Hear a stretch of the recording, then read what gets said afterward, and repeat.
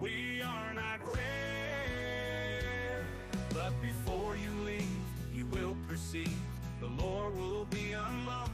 You might be stalked by a Sasquatch or a ghost witch, possibly even a ghost that will boast about knowing the Ohio grassman or even the Michigan dogman. Werewolves hunt, poltergeists are up front, but in these backwoods folklore is unlocked. Welcome back to Folklore Unlocked. I'm Austin, and like always, I'm joined by Ethan. Yep, hello again, everyone.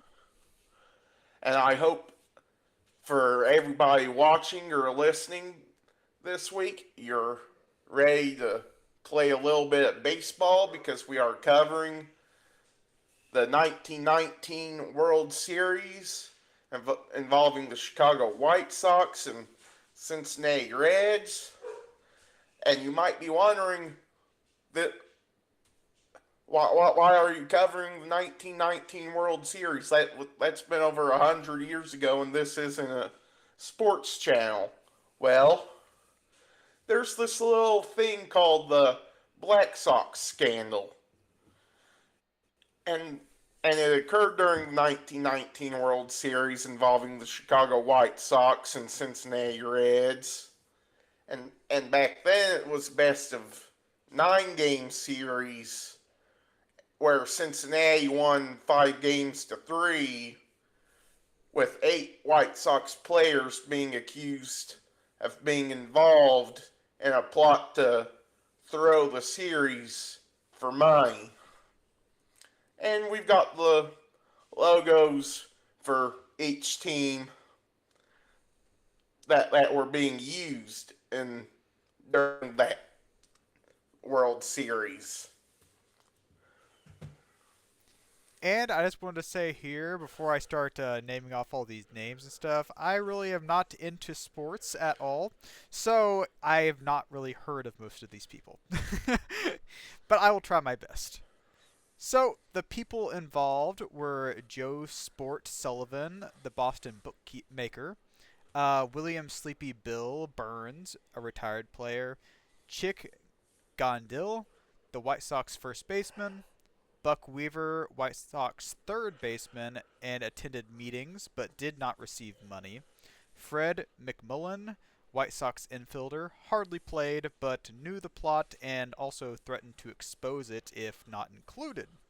Then there was Eddie Knuckles Cicotti, White Sox pitcher, Lefty Williams, White Sox pitcher, Charles Swede Risberg, White Sox shortstop, Oscar Happy Fletch, White Sox center fielder, and then also Shoeless Joe Jackson, White Sox outfielder, who attended a meeting implicated anyways, and actual guilt is up for debate. Yeah, Shoeless Joe is kind of the reason why this is kind of has like a hint of, well, what was there actually 8 players involved, or was it just 7 and plus, Shoeless Joe, who was just implicated just because. Yeah, I guess going to a meeting, but like not actually like Well, doing their part. he never attended a Oh, meeting. never attended. Oh, sorry. Yeah, never attended a meeting. So yeah, I mean that's I don't know. And then we've got the alleged reasoning, which is kind of backed up by facts, but not ever actually confirmed, is that White Sox owner and former player who used to play for, at this time, my favorite team, the St. Louis Cardinals, Charles Comiskey, was known for being cheap.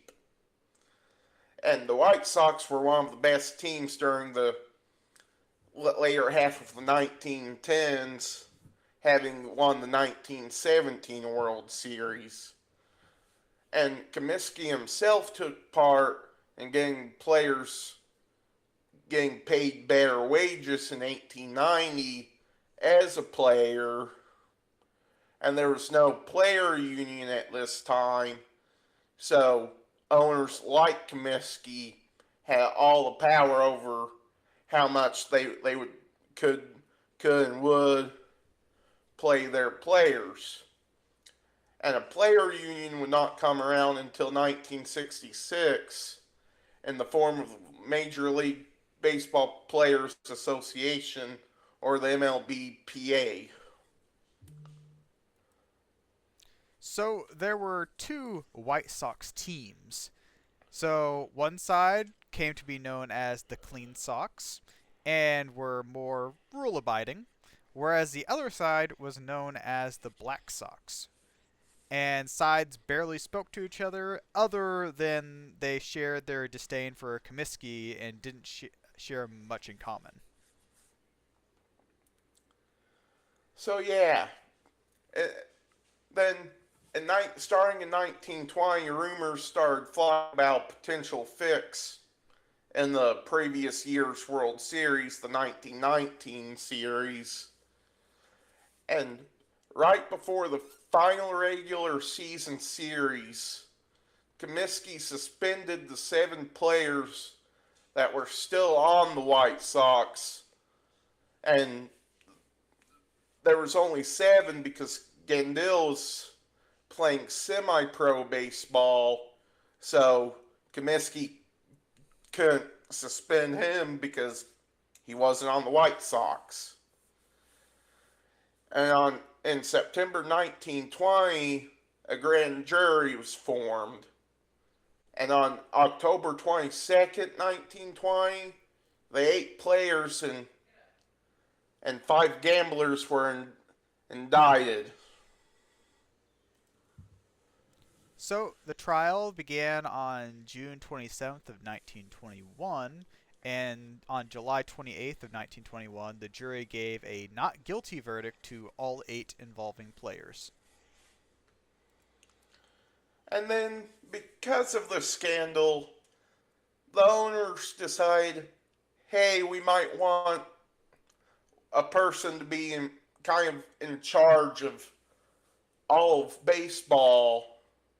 And they appointed former federal judge Kennesaw Mountain Landis, yes, that's his real name, as the first commissioner of the MLB. And he banned all 8 players involved in the trial for life, despite the not guilty verdict. And we've got a picture of Commissioner Landis. Yeah, the first time I read that name, I thought it'd be like, oh, Kennesaw Mountain Resident Landis or something like that. But no, it's like, nope, Kennesaw Mountain Landis is his name. Yeah, real name. And then Shoeless Joe Jackson originally said he participated, but then later recanted his statement. And Austin, do you want to go through this part here? Yes. And this is his stats during the 1919 World Series. He had 12 hits, which was good for a 375 batting average, a 394 on base percentage, a 563 slugging percentage, and a 957 on base plus slugging percentage with 3 doubles, 1 home run, 5 runs scored, and 6 runs batted in. And for those like Ethan who don't know how good those stats are in an 8-game stretch, for back then having a 1 home run, 3 doubles in 8 games was pretty good, because this was slightly before Babe Ruth started coming in and hitting home runs left and right. So this was like a really good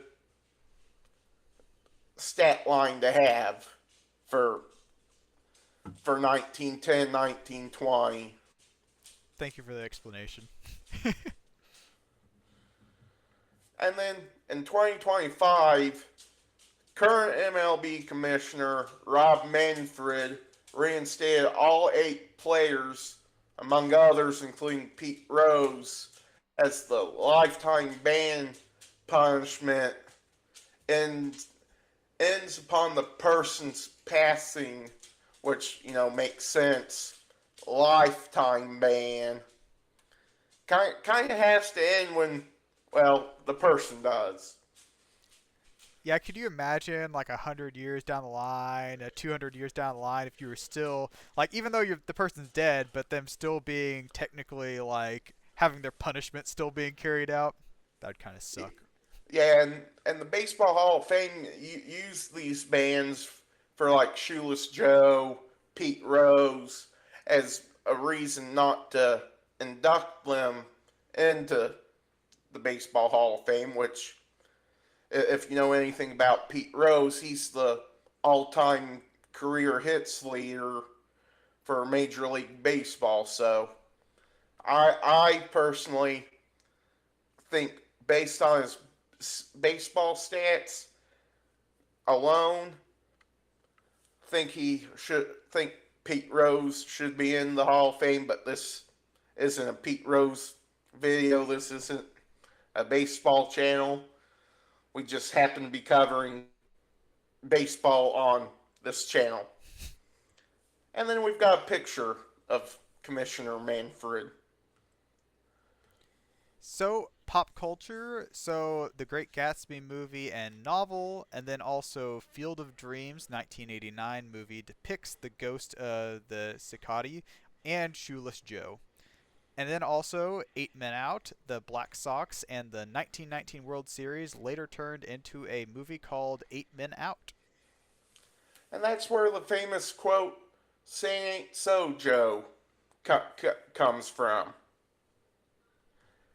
And just before we get to our thoughts, Shoeless Joe Jackson gets his nickname Shoeless because he played a game of baseball without shoes. Just a fun tidbit I thought I'd throw in there here at the end. Was it just one game, or did he do it like often to be called Shoeless?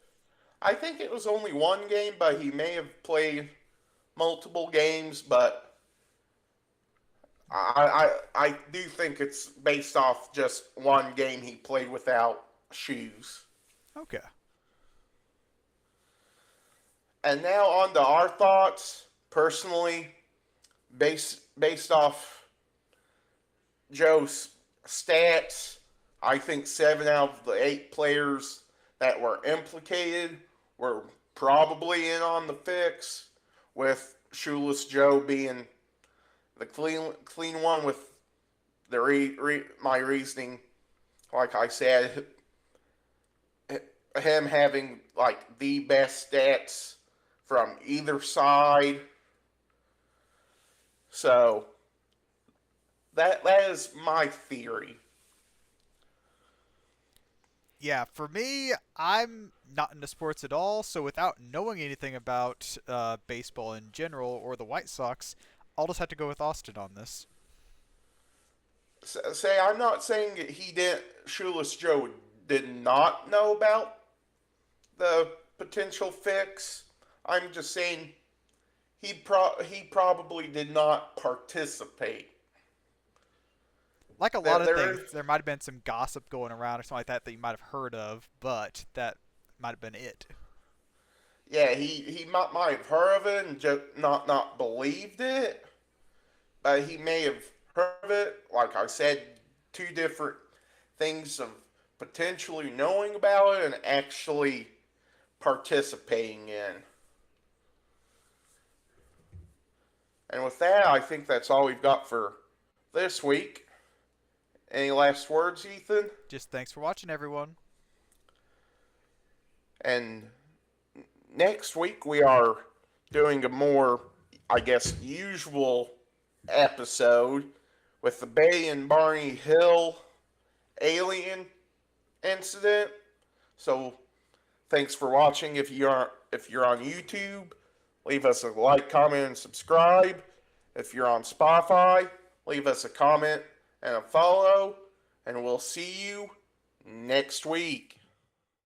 You might wake up beside Spearfinger. stranger with an extended visit from Jack the Ripper. But if you're lucky, it'll be an angel on that range hill of Louisiana. You might meet Marie Laveau or the Rougarou.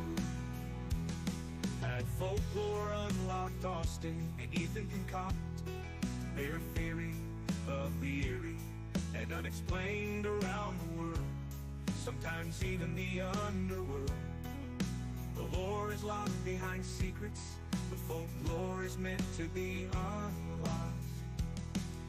The Sokaloo is haunting NC as well as Tennessee. There are many giants that might be clients of the Dark Watchers, who might have psychokinesis.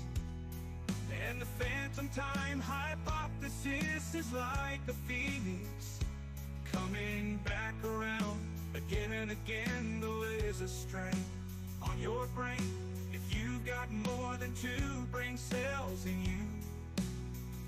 Some believe McCartney's dead because they read into the Mandela effect, which is subject to folklore.